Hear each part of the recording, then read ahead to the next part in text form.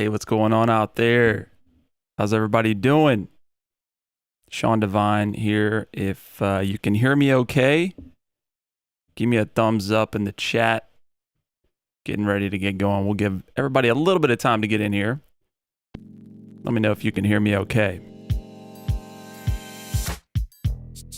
Why do I feel this way? The beat's already sick. Clayface, what's up, Keith? Yeah, welcome. Welcome, everybody. Just letting everybody get in. It's good to be back. We're focused on mastering today. We're going to dive in just a second, but I might mess up some names today as well. What's up, Shayamal? I'm going to try. We got thumbs up. All right, Deep Space. What's up, everybody? Hey, hope you all are doing well. I'm Sean Devine. I'm a music producer, mixing and mastering engineer, sound designer. Wear a lot of different hats in the studio, right? I have a YouTube channel. Maybe you're familiar, but I got a lot of tutorial content on there, studio gear reviews. But today I'm back with the team at ADSR and we're streaming. Shout out to everybody at ADSR and having me back on. And we're focused on mastering. We're going to do a feedback session, and I'm also going to be mastering some tracks from scratch, top to bottom. But first off, before we dive in, if you're not familiar with ADSR, they're a one-stop shop for tutorials, samples, loops, synth presets, a lot of cool resources for music producers and sound designers. So definitely check them out and like and subscribe to the channel for more. Also, join the Discord channel. I actually signed up for the Discord channel recently and have been really impressed with what all is going on over there. So if you want to get in and submit some stuff for the mastering sessions, the mixing sessions that we're doing here, definitely get into the Discord server on ADSR.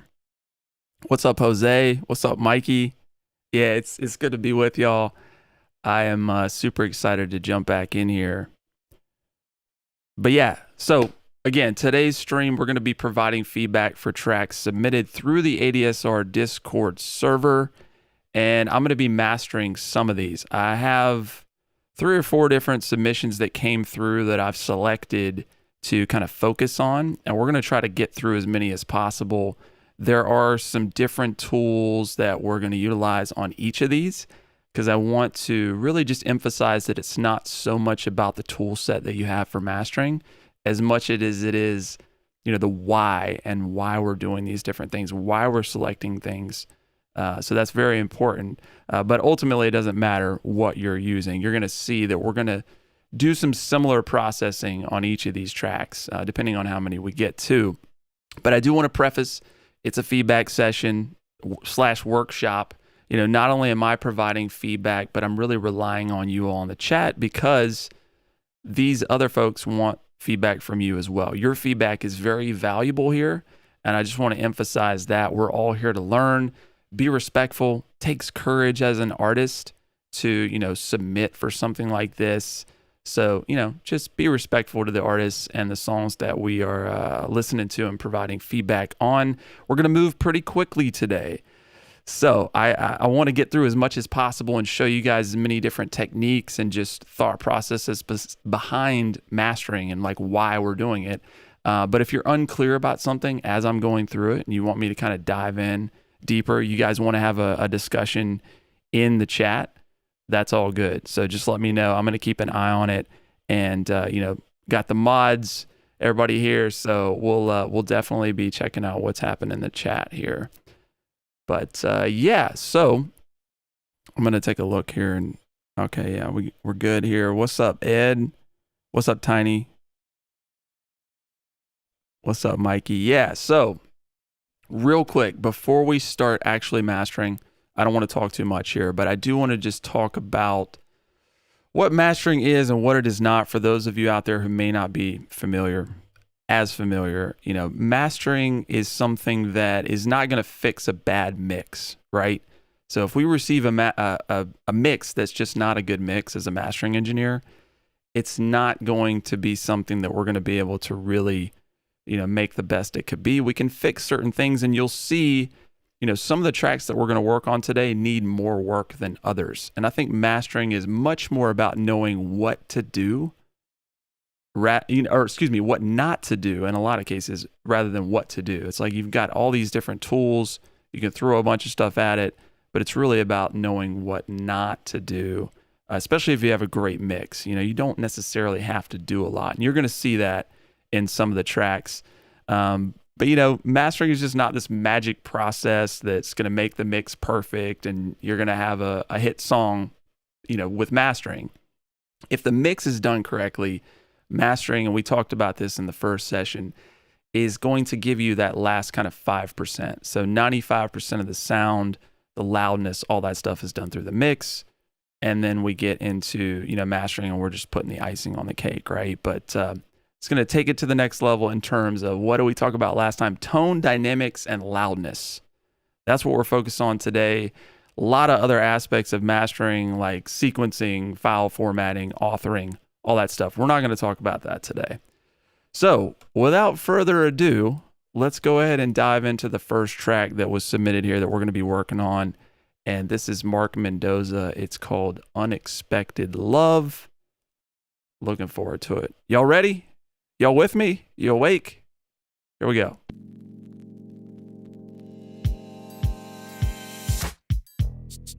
Why do I feel this way? It's like you lit up a light in my life. Don't know what to say. Girl, you make me feel so alive. Where have you been? Someone like you is hard to find, but I'll take the chance. 'Cause girl, you got me singing like, ooh. Maybe 'cause we're the same. No, this is love, not the fame. You don't know what you got until it's gone. Don't waste another day before this all goes away. This unexpected love. This unexpected love. Unexpected love. This unexpected love. This unexpected love. Unexpected love. This unexpected love. Ready to wife you up. All right, so we've heard a little bit of that. Smooth track, very well balanced. So that's another thing again, is like the mix really facilitates the process of mastering. So it's like I was saying before, you want to start with the best mix possible, because that is really going to make the mastering process that much better. So we've got something relatively well balanced here. So that is great. But let's go ahead and let's just dive in here. One thing I do want to mention is that this is something that maybe not a lot of people mention about mastering, but when you're delivering your files, don't cut the beginning and the end really, really tightly. So like when I first press play, some tracks will cut like right into the kick, the kick sampler or whatever. And I can't tell you how many times that's happened to me, where a producer will send me all the tracks and it's cut so close that like the kick is almost like there's sort of like an artifact when I'm starting it. Leave a little room, because I've heard other engineers talk about this. Like that's part of the job description is, kind of setting the very beginning and the end. Like we'll do the fades. We'll take care of all that stuff. So leave some space. Mark's got some room here, but I just want to preface, it's like a little thing that maybe you guys haven't heard as much about in terms of, the recommendations in terms of how to deliver. But I think that's a great place to start, is just get your intro and outro correct right there. So you've got some room to work. But let me go ahead and we'll put down our multimeter. I've got that on the output, and I'm going to leave that, but I also want to just put up maybe a loudness meter. So let's go ahead and go to the WLM Plus. This is just my kind of go-to in terms of LUFS. It's the measurement that we're using in mastering, I would say most commonly. I've heard other engineers say, I don't even look at LUFS. That's fine, but for streaming and all that, in terms of relative loudness, it's good to just reference. And we're going to talk more about loudness in a minute. I want to get more into the process, but I know you guys are interested in, where do I deliver this stuff? We're going to talk about it. Don't worry. But we want to just put this on and just park it. Set some targets if you want to. I'm going for like -10 LUFS for this track. I think that'll be a good place. So I'm just going to leave that. We'll park that at the end of the chain just to monitor as well as the multimeter. And we may go ahead and I'll tell you what, we'll just go ahead and set up a brick wall limiter. So I'm going to go in here and let's just open up the L1 Plus. I'm going to use some Waves plugins on this one. And then in the other masters, we may use just totally different plugins like the Ozone or the Fab Filter. I don't know what plugins you guys are really particularly into, but definitely we'll switch it up. We'll give you some different options here because, again, it's not about the tools. So let's go ahead and pull up the L1 Plus. And I do want to just go ahead and just pull the ceiling down to like, -0.5, -0.3. We'll go ahead and turn on True Peak. That's just the domain that is most common these days. You want to factor in that conversion coming from digital to analog. Give yourself a little bit of room. Dither, we're not going to talk a whole lot about dither today, but just on a surface level, just know that this is adding a bit of low-level noise to essentially just kind of, I don't know, it's going to get confusing for y'all. So we're not going to talk too much about dithering, but basically it's just randomizing some of the quantization errors, if you will. So don't worry about that. It's confusing. We're going to leave it parked with T1. Know that some of these settings like T1, this is going to be a little bit more noise, less distortion. T2, a little quieter, a little bit more low level distortion. Again, don't want to confuse you all because that's not as important today. The quantize on your limiters, setting this in terms of your bits. What I do is I like to just go and check, what is the file that I received. And a lot of you ask like what format we're going to be, kind of finishing this and delivering it. However it's delivered to me, I want to retain that. So we've got 44K 24-bit, right?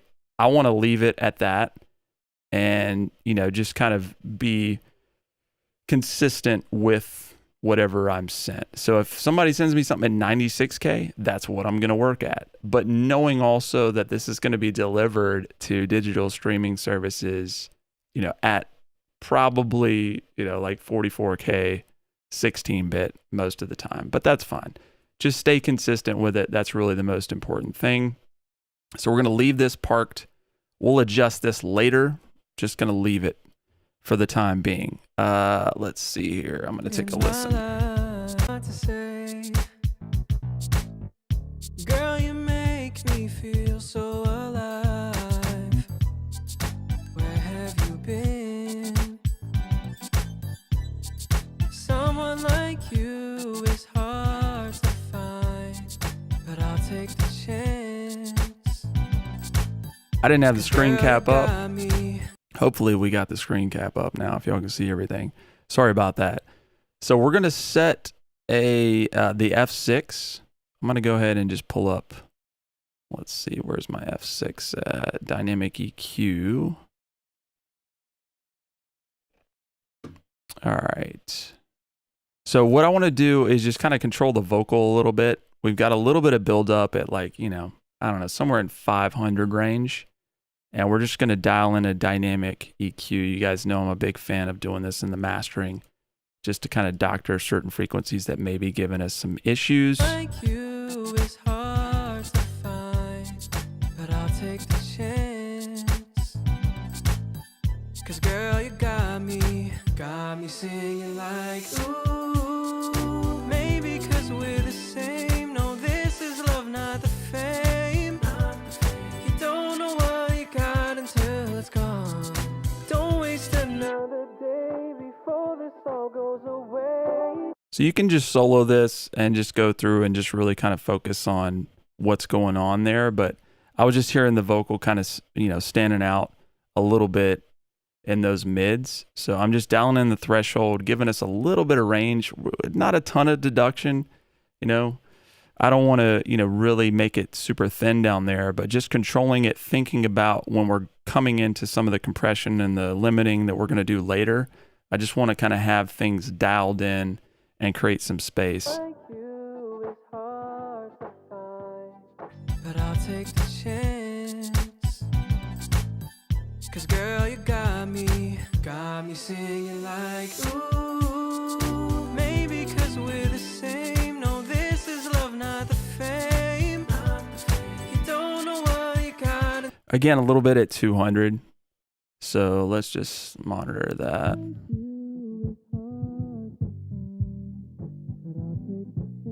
And this is perfectly fine. You hear in mixing a lot, like don't solo certain tracks because you want to just hear it all together. But when we get to mastering, we're really trying to dial in specific bands. And so soloing these bands, it's definitely useful. So don't be afraid to do this. Take the chance. 'Cause girl, you got me singing like ooh. Maybe 'cause we're the same. No, this is love, not the fame. You don't know what you got until it's gone. Don't waste another day before this all goes away. This unexpected love. This unexpected love. Unexpected love. This unexpected love. This unexpected love. So just subtle, but let me just turn those off for you. Like you is hard to find, but I'll take the chance. 'Cause girl, you got me singing like ooh. Maybe 'cause we're the same. No, this is love, not the fame. So we just get a little bit of control there, and that's going to, again, set us up for the further processing that we're going to do. The other thing I'm hearing is just that the bass is a little bit thin at this point. Again, we haven't maximized it. We're not doing anything super heavy, but I do want to just give it some of that fatness. This is kind of that, it's like classic R&B pop sort of feel. Mark, I dig it, but definitely want to have that nice thick low end there. So I'm going to go ahead and we'll pull up, let's see, maybe max bass. Let's try that. I'm just going to dial something in here, and let me go ahead and adjust the dynamics section. And a lot of this stuff, y'all, if you're not familiar with mastering and you're curious about the terminology, definitely check out some of the tutorials on the channels. My channel, ADSR, has content. Just get more familiar with the terminology. And this stuff is not difficult once you just understand, kind of what to reach for. And we're going to talk more about this because mastering is really just about the why, the decisions, using your taste. We're going to talk about, how to get the experience of just knowing what to do. And then, the matter of the technical aspect of like knowing what tool to reach for, that part's easy. It's just more developing your ears and your tastes. So anyway, dialing in the dynamics here, we're going to bring this up. I'm going to put this down probably at about 75, maybe 70. Let's just see what the max bass introduces. Like you is hard to find, but I'll take the chance.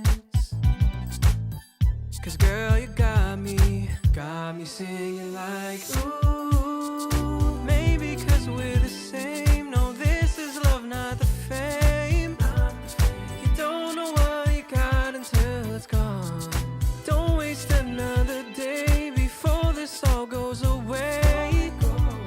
This unexpected love. This unexpected love. This unexpected love. Unexpected love. So just giving us a little bit of fatness down there. It'll become a lot more apparent once we add, some of the maximization here. but definitely makes a difference. Let's see. I'm totally just like, I'm doing this the way I would any other master. I haven't like prepped this. I'm just listening. And that's the other part of mastering that's so important is, you know, just listening to what the track is calling for. Some mixes come in and I may literally just need to do, you know, a couple of different dips in a dynamic EQ or just a standard EQ and, you know, just make it a little louder and it's good to go. And some of these that we check out, that may be the case. But I'm just listening again and I'm saying, what does the track need to really take this to, you know, be the best it could possibly be? And that's what mastering is. It's what do I do? What do I not do? Don't think about, well, I've got all these amazing tools and I've got this expensive compressor and I need to use this on this. That's an easy way to mess up a great mix. It's more just like only what needs to be done and nothing more, right? So I think the next thing I want to do is just add a little bit of excitement. And I've got a few different things that I like to use for this, but I'm going to go to, again, we're sticking with the waves on this because I want to show you guys and girls some different, you know, tool sets for each of these if we have time to get through them. Because it doesn't, again, they all typically do similar things. So Aphex Vintage Exciter is going to give us a little bit more presence in the vocal. And I think it's going to work well for this track. So I'm going to set this to mix 1. This is a great plugin to just add very subtle amounts of excitement to some of those mids, high mids. Let's see what we can do here. Like you is hard to find, but I'll take the chance. 'Cause girl, you got me singing like, ooh, maybe 'cause we're the same. No, this is love, not the fame. You don't know what. So you can hear, I mean, you can get pretty carried away with the Vintage Exciter. And again, that's knowing what not to do. So I don't want to go that crazy with it because we're also going to do a little bit of top end boosting, but just something subtle here, maybe in like the 3 to 4 range on the AX mix. Let's try this. Like you is hard to find, but I'll take the chance. 'Cause girl, you got me singing like, ooh, maybe 'cause we're the same. No, this is love, not the fame. You don't know what you got until it's gone. Don't waste another day before this all. So y'all hear that when I'm turning it off? It's very subtle, and that could be said of a lot of mastering processes, but that's what makes the difference. All these subtle things across the entire chain, collectively, we're going to listen at the end, makes a huge difference, right? So just a little bit more exciting sound in those highs, mid-range.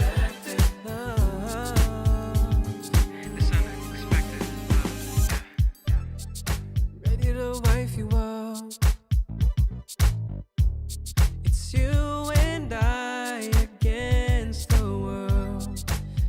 Okay, so now let's move into some multi-band processing.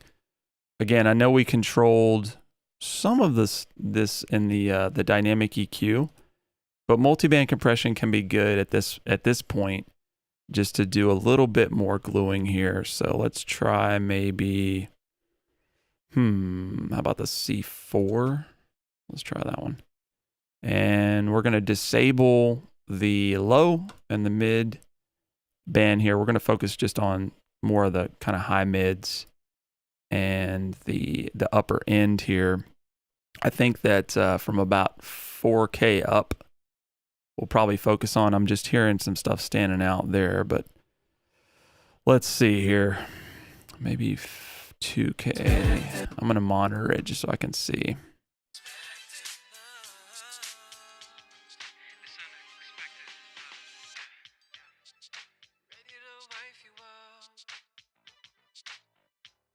It's you and I against the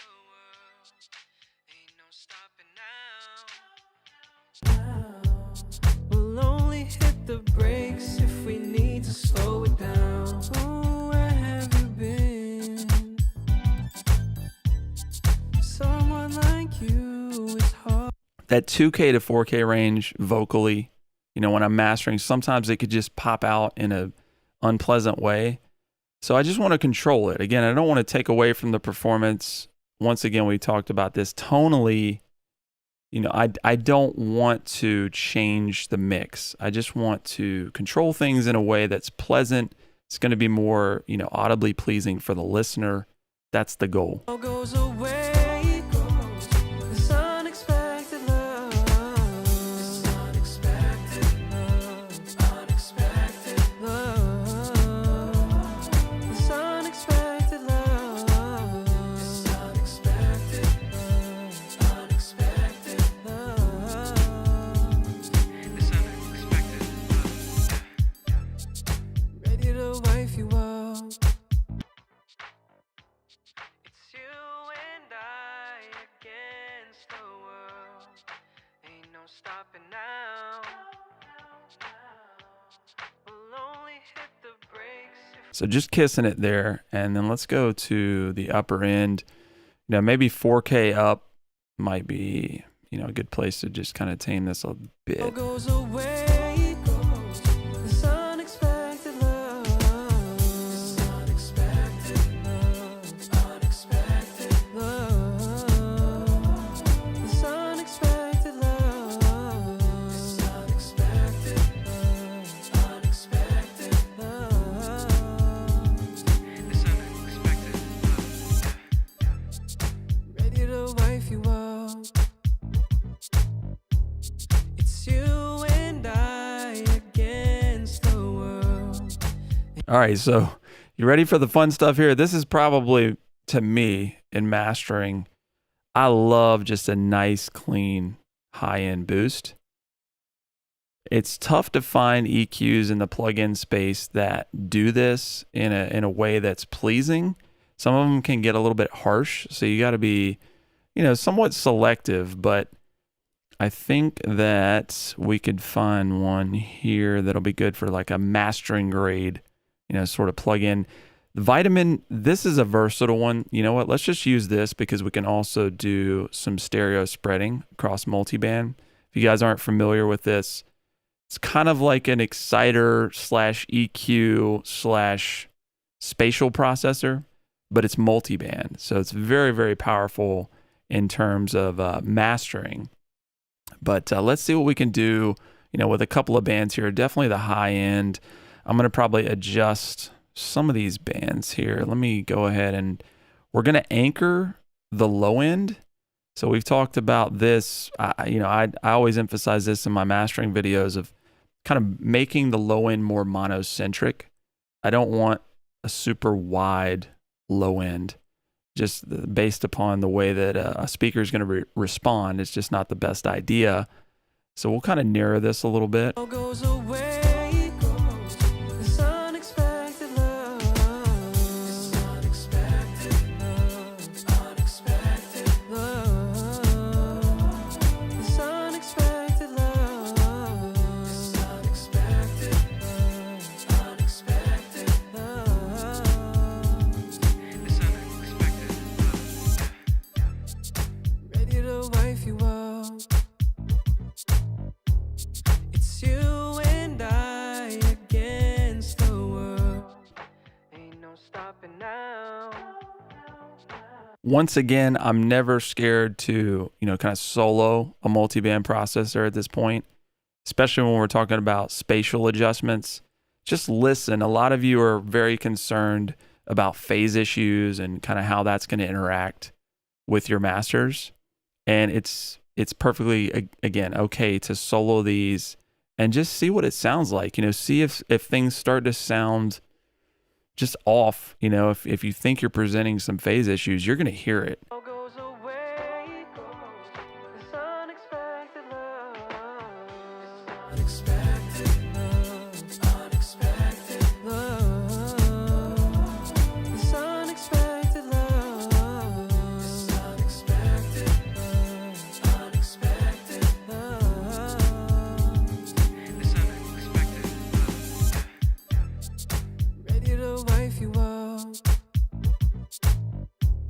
So let's disable that real quick. all goes away. Go to a different part. And you're like, ooh, maybe 'cause we're the same. No, this is love, not the fame. You don't know what you got until it's gone. Don't waste another day before this all goes away. This unexpected love. Unexpected love. Unexpected. A little brighter, a little wider, right? All right, so another fun piece of this. I am a huge fan of parallel processing when we get to the master. So I'm going to go ahead and we're going to set up a parallel compression. And I'm going to send down here to bus 1. Let's go ahead and open up a good parallel comp.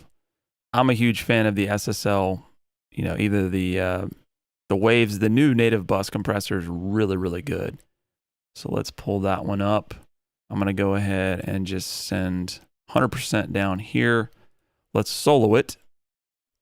And we'll dial something in. All goes away. This unexpected love. Unexpected love. I try to pin the needle, you know, it depends on the track, but just get it up there at about 8 and adjust the ratio and the attack and the release to taste. But I'm going to do a slower release. We just want a nice little glued sound to add to this. It's going to give us more perceived loudness. All goes away. This unexpected love. This unexpected love. Unexpected love. This And then I'm going to go down to the sidechain high pass filter. This is great because we can just make sure that we're kind of filtering out some of the lows so it'll react the way we want it to. slow it down. Oh, where have you been? Someone like you is hard to find. But So just nice glued sound, nothing crazy, but we're going to bring it down and we're going to mix it back in now. And watch what this does to our perceived loudness. slow it down. Oh, where have you been? Someone like you is hard to find. But I'll take the chance, yeah. 'Cause girl, you So let's do it without and with. slow it down. Oh, where have you been? Someone like you is hard to find. But I'll take the chance. Very subtle, but just a little bit of glue, a little bit of something introduced there, and just a nice, pleasant way to do the parallel compression. Finally, we're getting to loudness, right? So we talked about this a bit in the first live stream I did with ADSR a couple weeks ago, and you know, a lot of questions about where should you deliver, what's kind of the ideal loudness for tracks. Obviously, there's a standard for listeners, right? So these streaming services, they normalize things for listeners.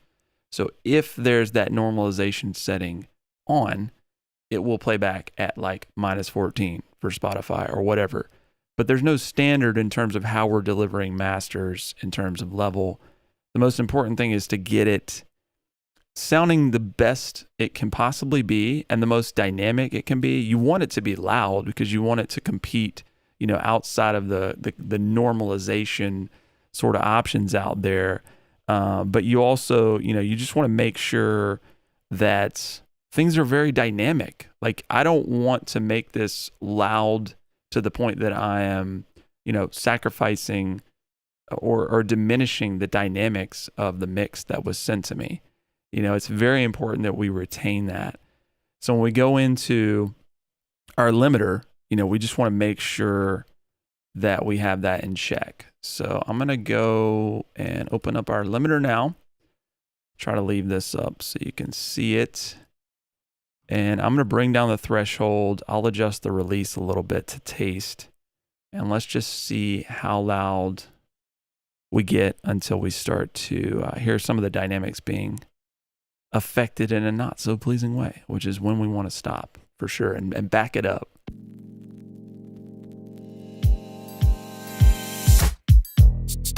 Why do I feel this way? It's like you lit up a light in my life. Don't know what to say. Girl, you make me feel so alive. Where have you been?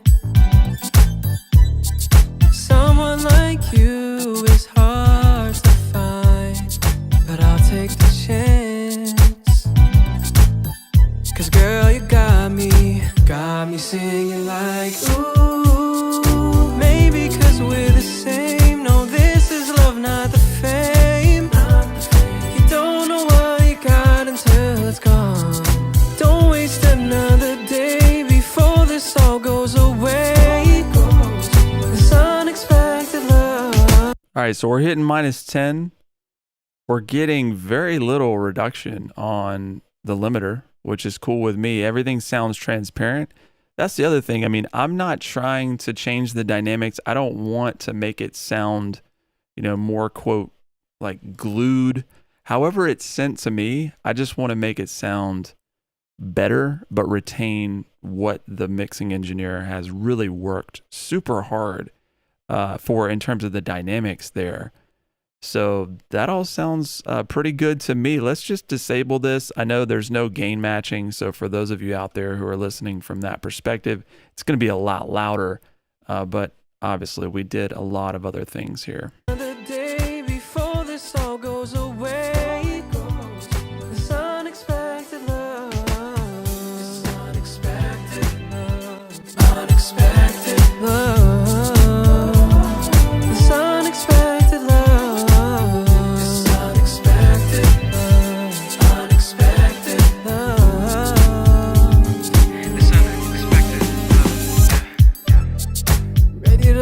You up. It's you and I against the world. Ain't no stopping now. We'll only hit the brakes if we need to slow it down. Ooh, where have you been?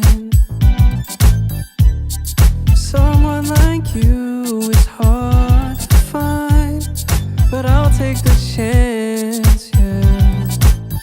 'Cause girl, you got me singing like ooh. Maybe 'cause we're the same. No, this is love, not the fame. What do y'all think? Sounds pretty good. Hey, it's not it's not about what you use. You just gotta make some focused decisions for what's best for the song. And any of the tools that we have now can get it. I got a question for y'all, and actually I got many questions for y'all, but this is a good segue before we dive into, kind of the next track that we're going to focus on if we've got some time. Yeah, we got some time. But I just want to, just see how many of you are mastering your own music. I assume since you're here that you're very interested in that.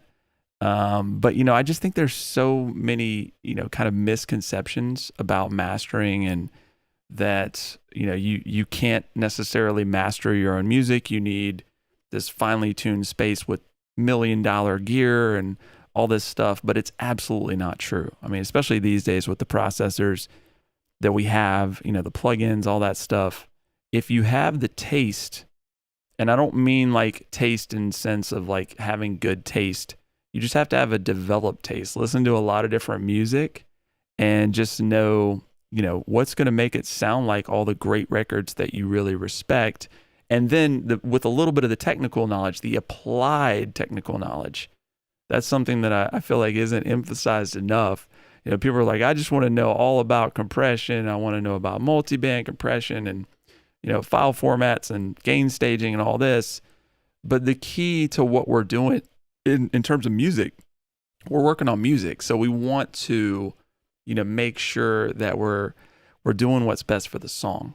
And that all comes down to, taste decisions at the end of the day. It's like, what do you feel is best in that sense? Any questions about what we just did? Was that are some of your heads spinning? I know, again, there's some, there's terminology in mastering that sounds complicated. I hope I didn't confuse you all in some of that, but it's just about using your ears ultimately, and having the experience, and knowing what to do and what not to do. Very subtle changes, Mark. Yeah. But collectively, that's the point, is, once you start making all these subtle changes across the board, it really does make a difference. Yes. So quick announcement. Next week, Jane Arneson is back, and she is going to be doing better mix feedback. So submit your tracks to the Discord. It's the ADSR Discord channel. There is a link below if you want to check it out, and definitely get your tracks into that. So yeah, anybody who's wanting to submit and be a part of this, get feedback, potentially have me go through this process on your song, go to the ADSR Discord, and definitely get in there for that.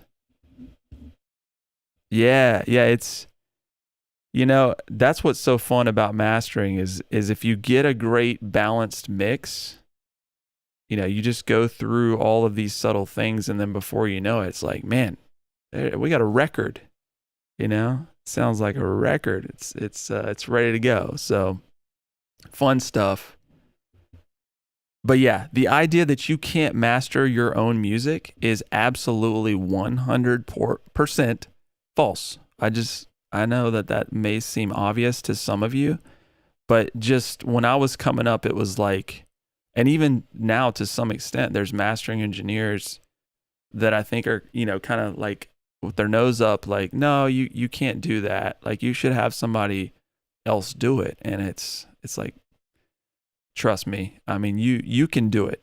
So, and I gain nothing. I'm a mastering engineer, mixing engineer, so I don't gain anything from telling you all master your own music.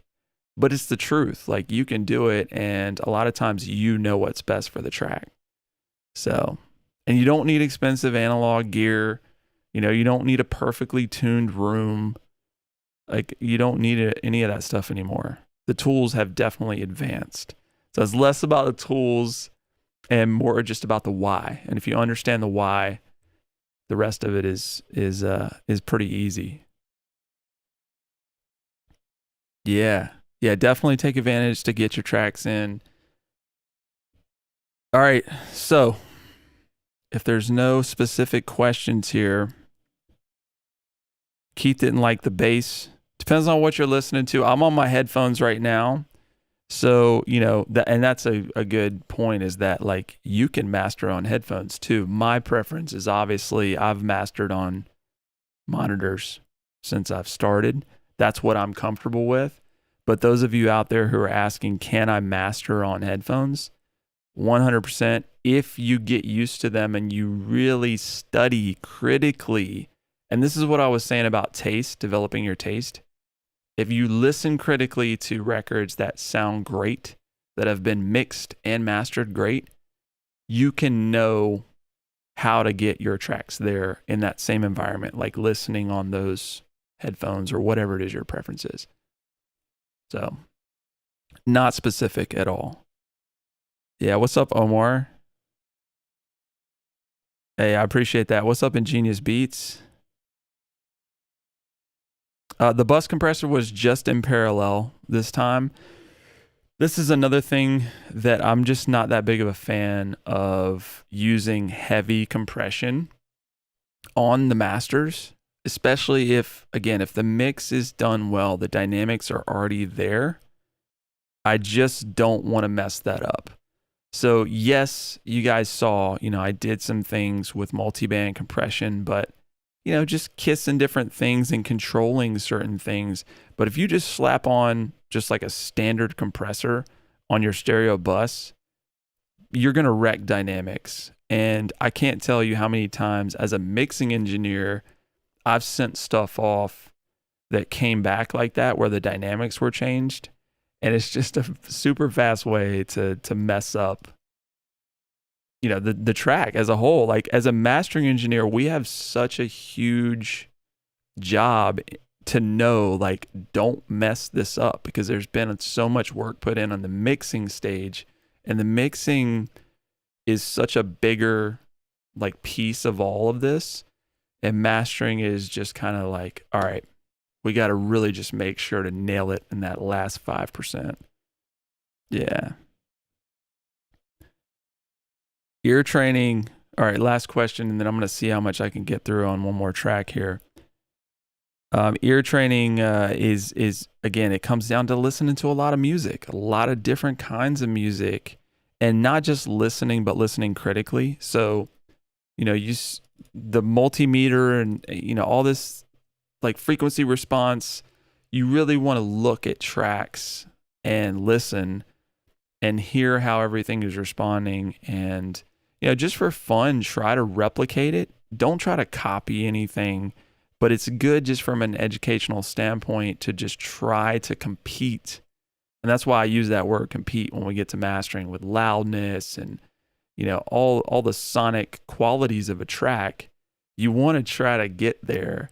And if you critically listen and study what's going on, and you become familiar with more of the technical aspects, the compression, you know, exciting, all these other things that, you know, spatial aspects, you'll be able to apply those to get the result to kind of match what you're after. But just listen to music you love. You know, if you love it, there's a reason you love it. And sonically, you know, there's something there, and it's up to you to really dive in critically and figure out how to get there. Apply these things we're talking about. Yeah. All right. So we're going to try to do one real quick because we are a little bit short on time. But I think this will be a good example because I listened to this track before and I don't think it needs a ton of processing. And this is a good example. It's like, as a mastering engineer, when you get this, maybe it doesn't need that much. That's okay. Put your ego aside, you know, and just be like, what does the track need? So let's take a listen. You guys tell me as we're listening if you have anything that stands out, mix-wise or mastering-wise. Let's hear. Just one kiss, I'm falling. A love like this, I'm all in.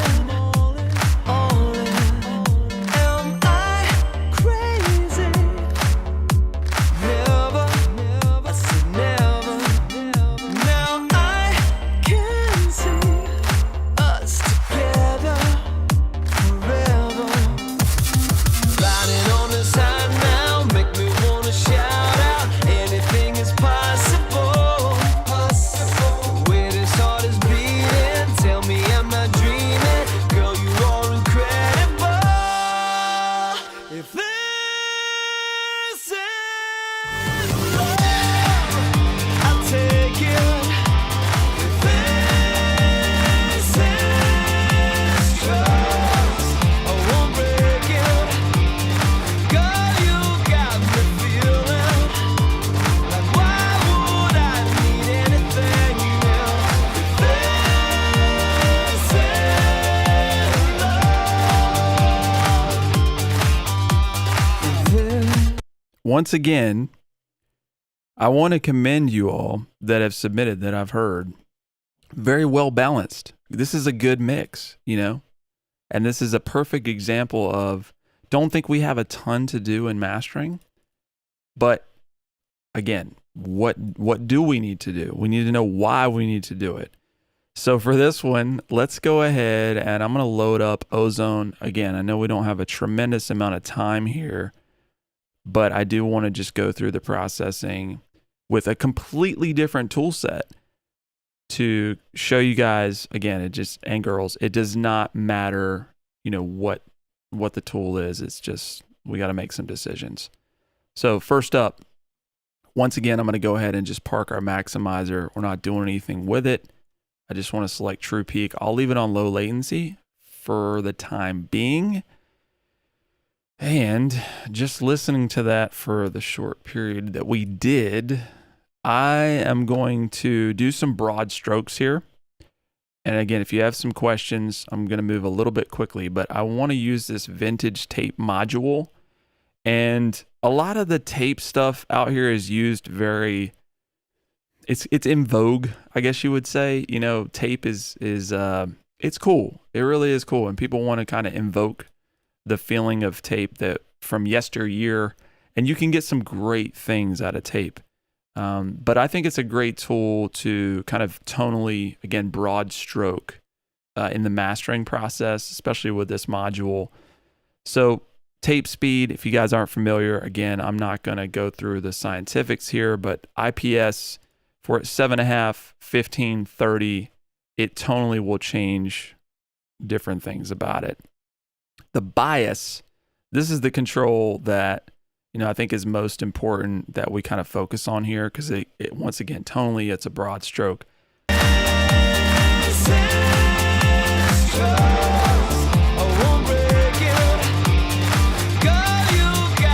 The easiest way to remember bias, any tape bias on any plugin, is as we go with a higher bias, it's going to get a little darker.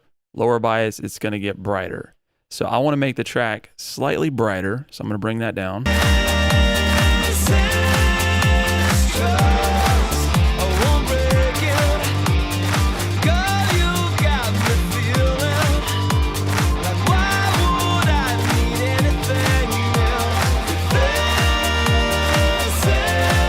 A little bit of harmonics.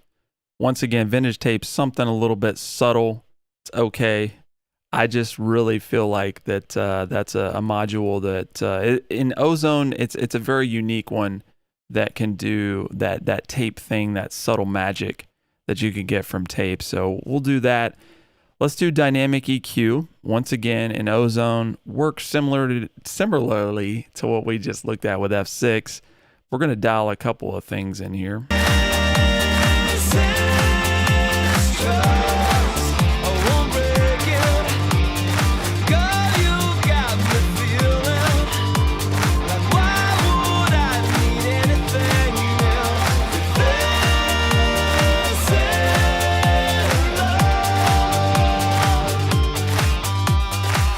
Yeah, I just kind of felt like the low end was just a little bit murky. So we'll dial a couple of things in here.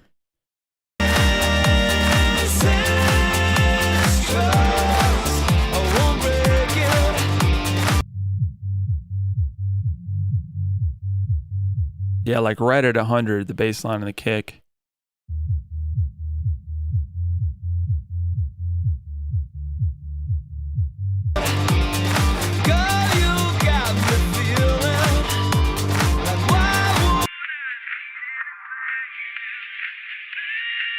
Yeah, the 2K is a little...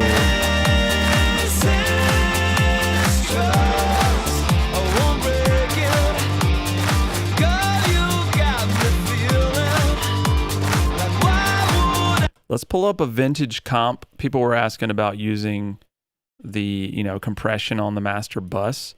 This is a good one because it still remains pretty transparent and you can actually filter it, which I like. This is like a filter detection, and it'll adjust the way that the compressor is actually detecting our signal that we're compressing.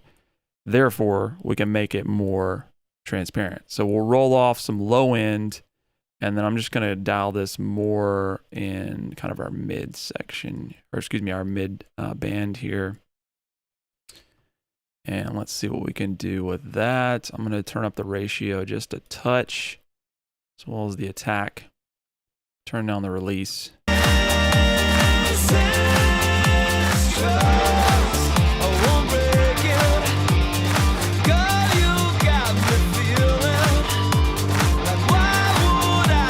So yeah, somebody was commenting about the vocal being too loud. You can see right there the way we dialed it in. That's getting attenuated, dB, dB and a half, nothing crazy.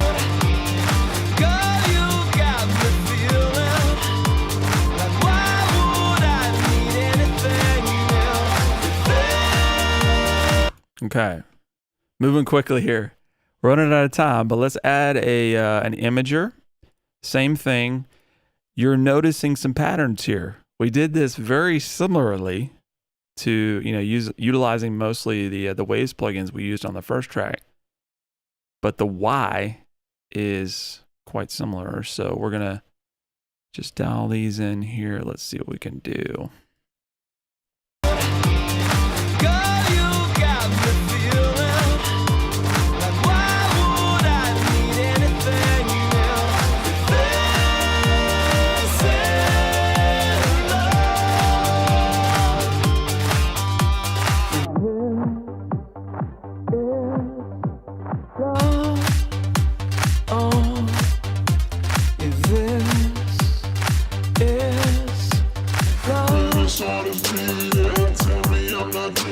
Okay, so let's pull up the tonal balance. I showed this in the last stream.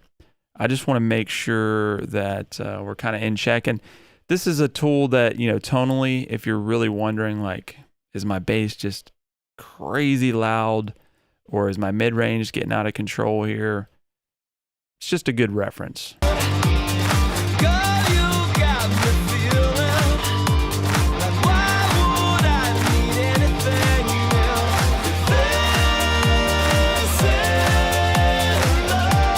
Yeah, so we're pretty much where we need to be. It says the bass is a little bit lower, but that's just because I tried to dial in that 100 hertz. But the last thing, and this is something cool in Ozone, that it works for the most part. It's not always the best choice, but it is a pretty cool technology where you can actually rebalance individual elements, even as a 2-track. So we can adjust the vocals, the bass, the drums. And I agree with you all in the chat that the vocal was just a little bit too much. So I'm going to go ahead and turn the focus on the vocals. We'll bring that down about a dB and see what happens here.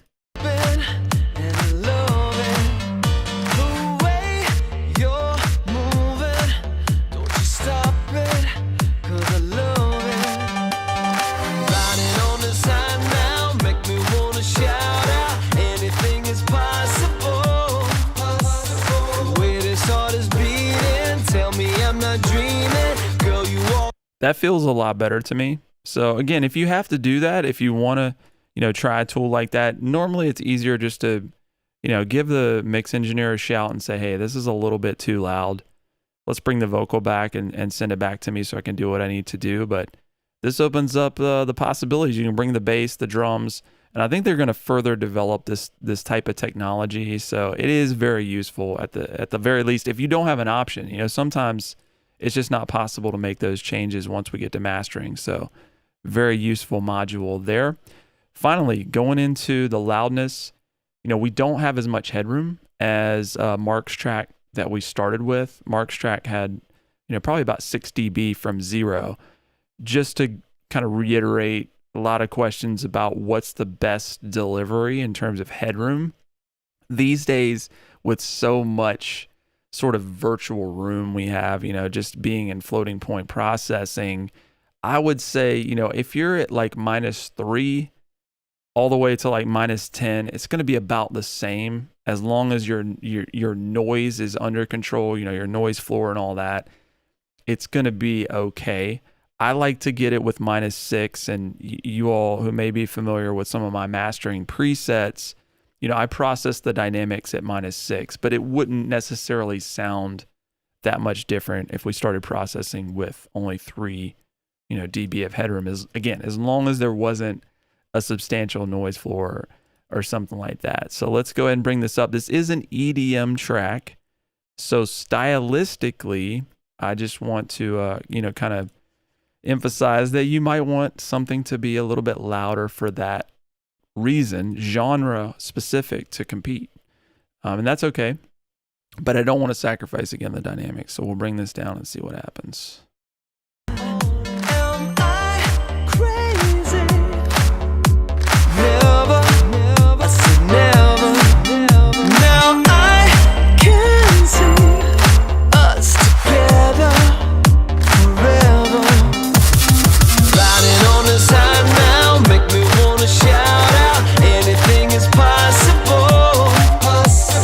Where this heart is beating, tell me I'm not dreaming. Girl, you are incredible.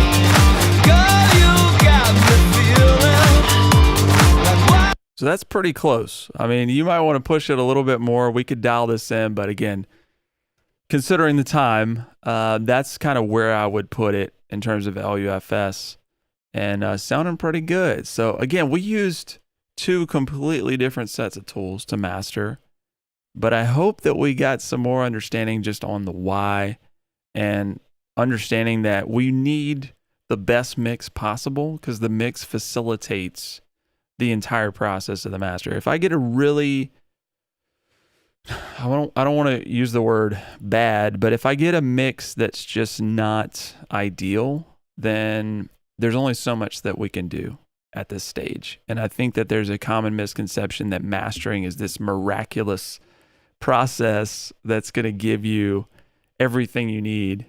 But you know, the mixing, in my opinion, there's a lot more power there. There's a lot more control to get the record as close to finish as possible. And then, you know, we're